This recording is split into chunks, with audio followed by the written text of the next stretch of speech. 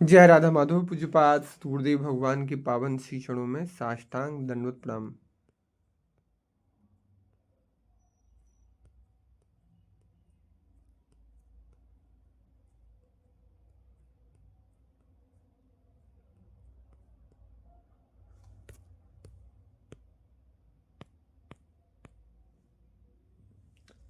सांसारिक कार्यों की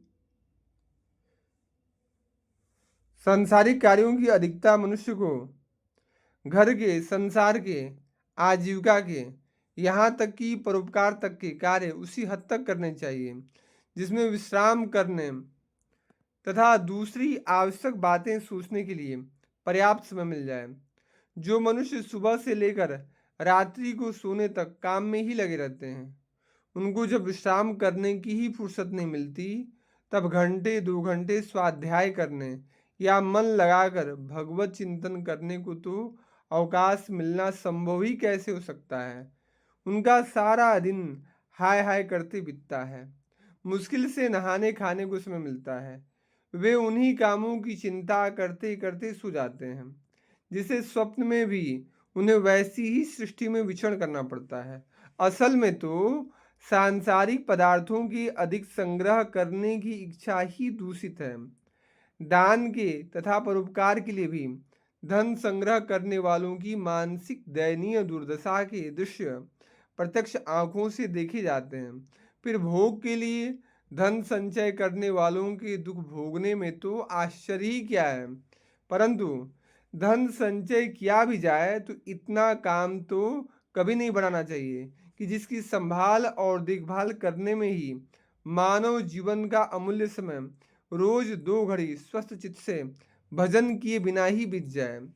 जिन बेचारों के पेट पूरे नहीं भरते, उनके लिए तो कदाचित दिन रात मजदूरी में लगे रहना और अधिक से अधिक कार्य का विस्तार करना क्षम्य भी हो सकता है। परंतु जो सीधे या प्राकारांतर से धन की प्राप्ति के लिए ही कार्यों को बढ़ाते हैं, वे तो मेरी तुच्छ बुद्धि में भूल ही करते हैं। निष्काम भाव से करने की इच्छा रखने वाले पुरुष भी जब ज्यादा कार्यों में व्यस्त हो जाते हैं, तब प्रायः निष्काम भाव भी चला जाता है और कहीं कहीं तो ऐसी परिस्थिति उत्पन्न हो जाती है जिसमें बाध्य होकर सकाम भाव का सहारा लेना पड़ता है। इसलिए जहाँ तक बने साधक पुरुष को सांसारिक कार्य उतने ही करने चाहिए जितने में गृहस्थी का खर्च सादगी से चल जाए। प्रतिदिन नियमित रूप से भजन साधन को समय मिल सके, चित्त न अशांत हो और न निकम्मेपन के कारण प्रमाद या आलस्य को ही अवसर मिले।